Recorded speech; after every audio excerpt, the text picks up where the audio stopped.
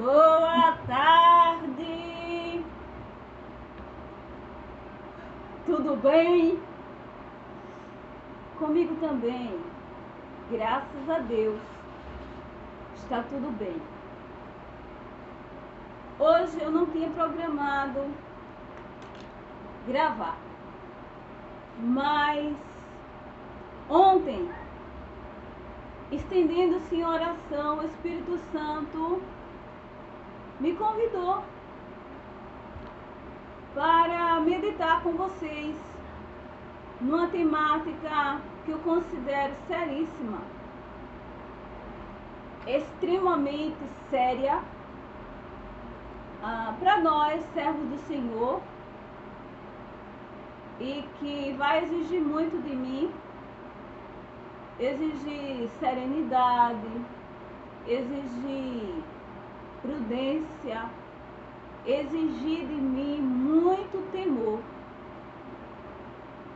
para falar com leveza sobre um tema que eu intitulei Não Toque em Ungido. Amém? Não toque em ungido. A Bíblia está recheada de vários personagens que discorreram por um caminho errado, um caminho do destemor, e com isso, sem discernimento, ferem o próprio Deus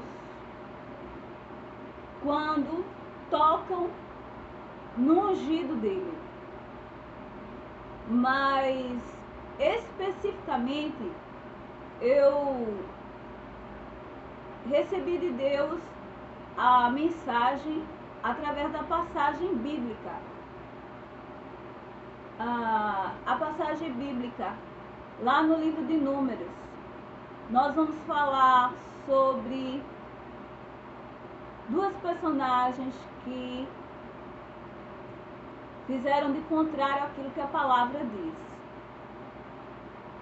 Tocaram no ungido.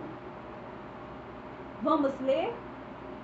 Eu li em algumas versões e achei por bem falar com vocês aqui, na corrigida. Números capítulo 12, apenas um versículo. O versículo 8 diz assim: boca a boca falo com ele, e de vista, e não por figuras, pois ele vê a semelhança do Senhor. Porque, pois, não tivestes temor de falar contra o meu servo, contra Moisés. Ok? Esse episódio aqui, inclusive, já foi meditação de uma das minhas mensagens, mas num cunho totalmente distinto. Falávamos sobre preconceito, mas eu quero meditar com você e nos aprofundarmos na seriedade daqueles que, por qualquer motivo, seja ele qual for o motivo, pretexto, como foi o caso de Miriam e Arão, ou motivos mais sérios, motivos que poderíamos até dizer com fundamento, tocam, ferem, criticam um ungido de Deus, um escolhido de Deus. De antemão é bom salientar, ungido de Deus não significa alguém separado ministerialmente. Ungido de Deus não são apenas pessoas separadas para um ministério específico, seja pastor, seja qualquer que for a outra responsabilidade eclesiástica que essa pessoa ela vinha receber na casa de Deus. Ungido de Deus é todo aquele que está vivendo em comunhão plena com Deus. Alguém que, independente de exercer um ministério específico, formalizado, independente, mas que assume sua posição de servo em temor e como intercessor, que são pessoas que oram, pessoas que têm vida espiritual, pessoas que chamamos têm altar. Compreende? Pois bem, todas essas pessoas que se distinguem são chamados ungidos de Deus, escolhidos de Deus. Nessa passagem bíblica específica, vemos que aqueles 3 irmãos, biologicamente, Miriam, Arão e Moisés, estavam ali diante do povo de Israel como líderes no plural. Observe que a chamada de Moisés, ela foi um pouco turbulenta, porque Moisés, diante da mega responsabilidade que ele tinha de ir diante do faraó e levar-lhe as mensagens de Deus, ele titubeou e ele, por inúmeras vezes, pediu que o seu irmão Arão fosse com ele. Mas Deus, ele teve ali aquele diálogo, tentando convencer, mas Moisés convenceu a Deus que Arão seria mais do que necessário. Então Deus assim permitiu, por uma intercessão de Moisés. Arão entrou na parada ministerial também. E consecutivamente Miriam, que foi uma das mais ousadas no triunfo do povo de Israel após a travessia do Mar Vermelho. Ousada porque ela dançou. Ela não dançou dança erótica, ela não dançou tchan, não. Ela dançou uma dança espiritual. Ela dançou entre o povo, com pulos, com alegria, não com requebrados, nem nenhuma provocação e coreografia lascívia, não. Miriam também era uma mulher de Deus. Mas nesse exato momento que nós escolhemos como pontapé inicial, houve ali uma sedição, uma conspiração ali contra o santo Moisés. Aqueles 2 irmãos arrumaram como pretexto o fato de Moisés casar-se com uma etíope. Moisés casou-se ali novamente com aquela cuxita, como diz a corrigida. E os 2 confabularam, sabe aquelas palavras que ferem? Só que Moisés não sabia. Mas os 2 estavam lá. E Deus só fala por Moisés? E Deus não fala por nós também aqui? Então, diz a palavra, ouviu Deus. Observe, a palavra de Deus, lendo versículo a versículo do nosso capítulo 12, observamos que em nenhum minuto mostra que Moisés foi levar a Deus em oração alguma queixa contra os seus 2 irmãos e parceiros ministeriais. Não foi.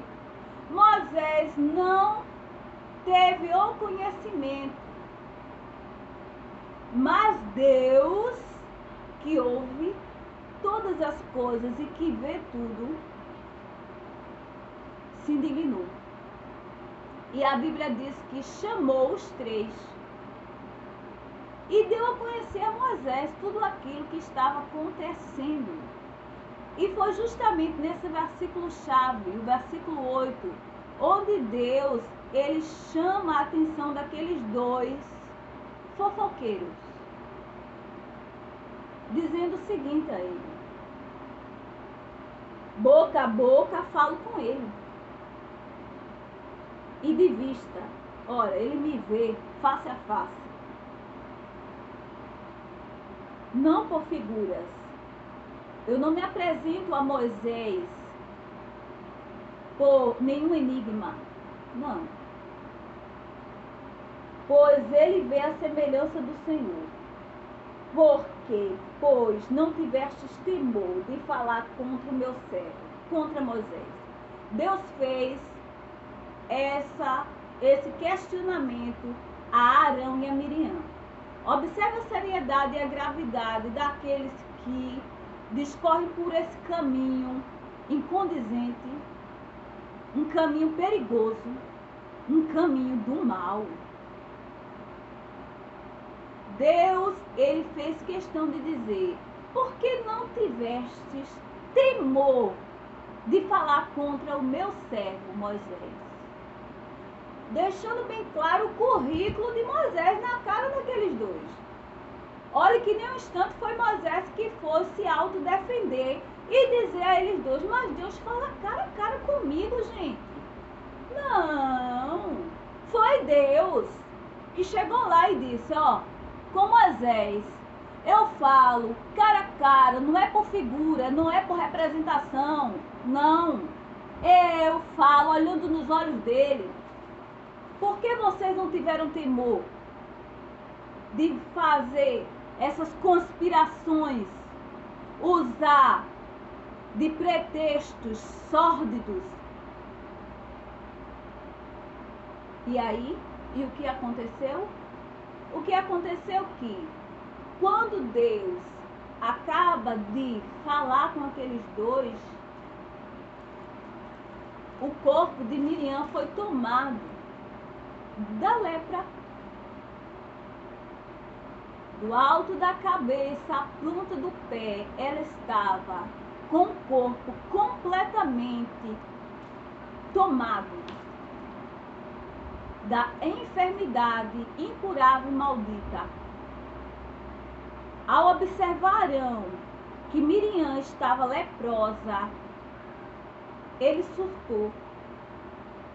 Observe o que ele disse, versículo 11.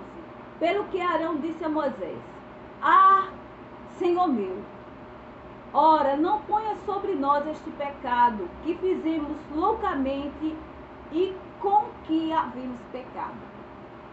Ele caiu em si. Automaticamente, todo o temor que faltara a ele momentos antes e que o fez discorrer pelo caminho da calúnia, da injúria, dos mexericos contra a vida daquele escolhido, foi aplacado. E ele viu, olhando aquela ferida que poderia ser de morte em Miriam, ele se viu também naquela situação, porque ele foi coautor e tão responsável quanto Miriam, quanto aquela situação. Ele imediatamente lançou-se diante de Moisés e rogou-lhe que aquele pecado não fosse imputado sobre eles. E Moisés, com muita compaixão, porque Moisés, o próprio capítulo 12 nos diz que não há homem mais manso do que Moisés sobre a terra. Vamos ler aqui o versículo 3, diz assim: e era o varão Moisés muito manso, mais do que todos os homens que haviam sobre a terra. E se ele fosse bravo, hein? O que é que eles dois não fariam? Não havia homem mais manso. Moisés, ele era a mansidão em pessoa. Ele vendo aquela situação de Miriam, ele rogou a Deus. Ele intercedeu pela vida dela, mas ainda assim, Deus, ele lançou a própria palavra diante de Moisés. A própria lei mosaica, ele disse: se o pai cuspir no rosto de uma filha, ela não passará pela vergonha, ou seja, 7 dias afastada do arraial, assim seja ela. Então ela passou aquele período afastada do povo israelita, mas teve seu corpo restaurado. Moral da história: não toque em ungido. Porque ainda que você seja ungido, como eram Arão e Miriam, você pode não ser tão ungido quanto aquele de quem você esteja falando. Compreende? Existem graus de intimidade. Graus de intimidade. É óbvio. A Bíblia diz: quem é santo, santifique-se mais. E quem é sujo, suje-se mais. Conheçamos e prossigamos em conhecer ao Senhor. Existem pessoas que conhecem a Deus, mas existem outras que prosseguiram em conhecer no profundo. Então, é necessário muita prudência, muita cautela no nosso caminhar, na jornada cristã. Porque a Bíblia ela está repleta, recheada de exemplos fatídicos, como o caso de Miriam.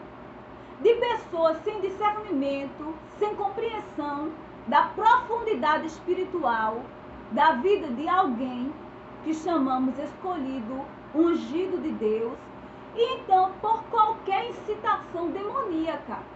Porque tudo que é rebelião, ela procede do mal. Um espírito de rebeldia é algo que literalmente tem que ver com o espírito do anticristo. Devemos ter muito cuidado com algumas incitações e iras que surgem nos nossos corações. Ainda que com fundamento, devemos tudo pesar com bom senso. Muito equilíbrio emocional e prudência. Isso não é tapar sol com a peneira. Isso não tem nada que ver. Não. O que são erros, são erros. No entanto, eu tenho que prudentemente me conduzir com essa linguinha, para que eu não esteja falando de um ungido, mas quem esteja ouvindo o dono do ungido não se aborrecer e nos chamar para fora da tenda e ter acertos de contas. No caso de Miriam, uma lepra que foi reversível pela intercessão do ofendido. Mas existe inúmeras cobranças de Deus na vida de inúmeras pessoas. Porque infelizmente o destemor ele tem penetrado de uma maneira profunda e se arraigado com raízes profundas dentro da casa de Deus.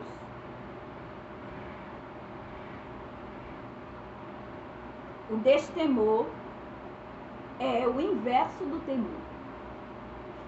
A Bíblia diz que o temor é o princípio da sabedoria. E o destemor, é certo, é o princípio de toda estupidez e ruína para a vida de qualquer pessoa. É necessário, para que eu venha galgar uma caminhada, uma jornada cristã de sucesso, eu não ter ranhuras no meu currículo espiritual, como teve Arão e Miriam. Eles tinham um líder que era Moisés, no entanto, eles não aprenderam com as passadas mansas e humildes de Moisés. Eles foram preenchidos por um sentimento, uma incitação à ira decorrente de inveja. E são sentimentos satânicos e demoníacos que ocasionam esse tipo de comportamento. Mas da mesma forma que foi aqui, nesse dado momento, nesse período de tempo, também hoje nada é diferente. Deus também, ele vem e pede contas. E hoje a palavra, para mim, para você, para todos nós, é termos cuidado para não estarmos tocando em ungidos de Deus. Observe quantos exemplos a Bíblia nos mostra sobre essas questões. Veja quanto argumento Miriam disse. E Deus não fala também através de nós? É certo que assim fazia. Mas quando Deus foi ter um reto com ela, um papo reto com ela, dizer cara a cara a ela, olha, com Moisés eu falo boca a boca, minha senhora. Compreende? Quer dizer, Deus quis dizer aquela bonita, a tua comunhão não chega aos pés daquilo que eu tenho com o meu ungido Moisés. Então fecha a tua boquinha, compreende, nessa minha linguagem espontânea de ser. Observe o que é que aconteceu com Jó. 4 amigos, Zofar, Elifaz, Bildade e Eliú, todo mundo estava cheio de fundamento e argumentação contra aquele escolhido. Mas chega o dia da cobrança, pois a Bíblia diz que até uma palavra ociosa será cobrada. Ninguém pense que nada passa desapercebido aos olhos de Deus. Não passa mesmo. Existem determinados comportamentos, determinadas ações que aborrecem a Deus. Esse comportamento é um deles. Quando injustamente alguém alveja um escolhido de Deus, Deus, ele ira-se. E uma palavra ociosa certamente será cobrada. Eu não posso confundir muito quanto a essas questões. Em que aspecto? Eu quero ler com vocês aqui um versículo que se encontra em 1 Crônicas, capítulo 16, e o versículo 22. É o que deu origem a esse título. Não toqueis nos meus ungidos. 1 Crônicas, capítulo 16, versículo 22. Aqui na corrigida.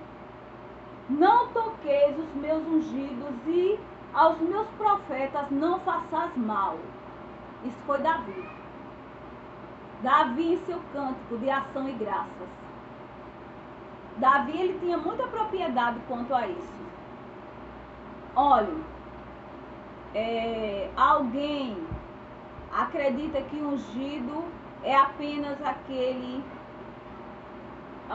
extremamente santo que está pautado em todos os aspectos na comunhão.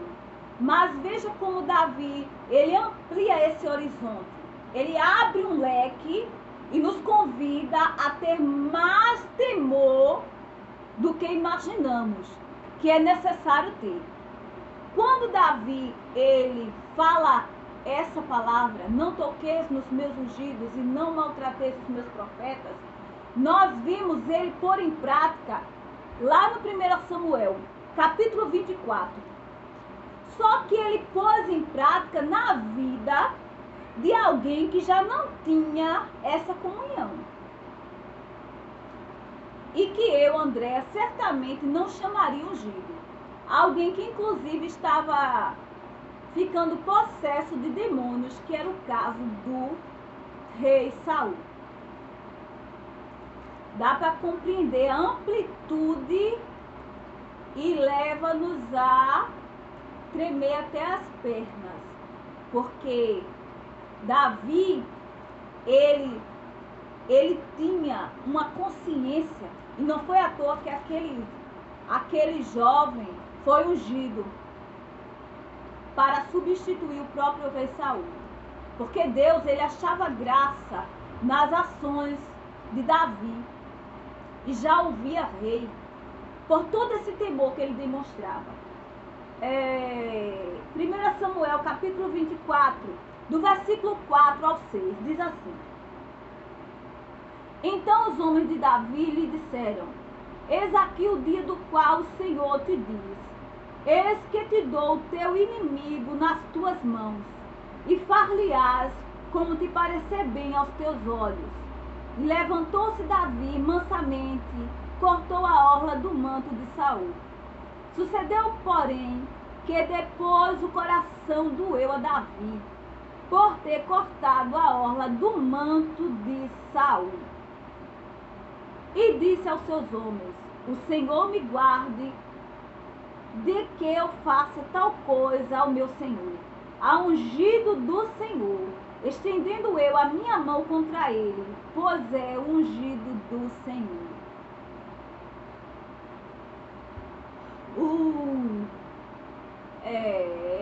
Saul aqui, ele já estava em perseguição a Davi, para tirar a vida de Davi, há um tempão.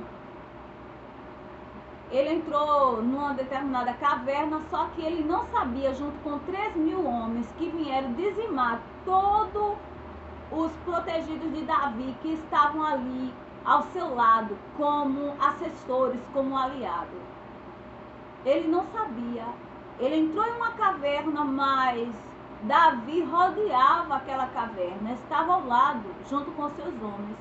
E então, os versículos que lemos é a incitação dos homens de Davi, dizendo: Deus te entregou o teu inimigo na tua mão, passa a espada. E Davi bom de espada, Davi guerreiro, Davi ungido, o óleo já tinha sido derramado na cabeça dele e ele sabia que ele seria rei. Mas dá uma olhada, ele tinha a espada na mão, mas doeu o seu coração, diz a corrigida. O coração doeu a Davi. Olha que lindo. Temor. Porque ele cortou a orla da veste. Ele cortou o manto real. Ele cortou o manto de um rei ungido. Isso é para nós, não figura, nem símbolo. Isso para nós é uma advertência de que é Deus que julga determinadas causas de uma maneira coerente, severa e precisa. E Davi fez questão de dizer a todos aqueles homens que o incitava a matar o seu inimigo. Ele disse: que o Senhor me guarde, que eu faça tal coisa ao meu Senhor, ao ungido do Senhor. Compreende? Davi estava mostrando claramente: ele é rei em Israel. Eu não posso. Ele é ungido de Deus. Ele está aqui na posição de rei. E não sou eu que vou matar-lhe, tirar-lhe a vida. Como quem dissesse: eu vou pecar. Se Deus o quisesse morto, ele já estaria morto. Entende? Isso para nós é um despertamento para que o equilíbrio, a razão, se faça valer em todos os instantes. E que o posicionamento de Davi em relação a Saul nos adverte de que o conceito ungido ele é bem amplo e que não devemos nos precipitar em conceituar alguém, como foi Davi na sua prudência. Ele não destituiu o Saul no seu reinado, mas ele sabia que ele já estava reprovado por Deus e que o Senhor haveria de fazer justiça por ele. No entanto, todos esses exemplos dados e muitos outros não mencionados nos adverte que a cautela e a prudência têm que fazer parte das nossas vidas. A nossa linguinha, ela não pode ficar afiada contra a santo de Deus. Porque ainda que você não vá com a cara dele ou dela, ele tem um Deus. Ela tem um Deus. E talvez você não saiba, mas ele fala cara a cara com ele.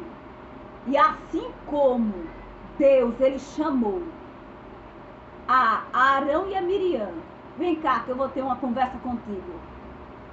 Ele ainda faz hoje. Amém? Então que venhamos pedir mais temor a Deus, porque ele há de nos dar, para que a gente não venha se embaraçar com as lepras que muitos já estão contaminados. Essa lepra é a atrofia espiritual. Muitos estão fadados ao fracasso espiritual. Pessoas ofuscadas, sem brilho, sem discernimento, sem uma palavra condizente. Pessoas mortas espiritualmente, porque falam demais e tocam onde não devem. Que o temor de Deus nos guarde. E desde já eu agradeço imensamente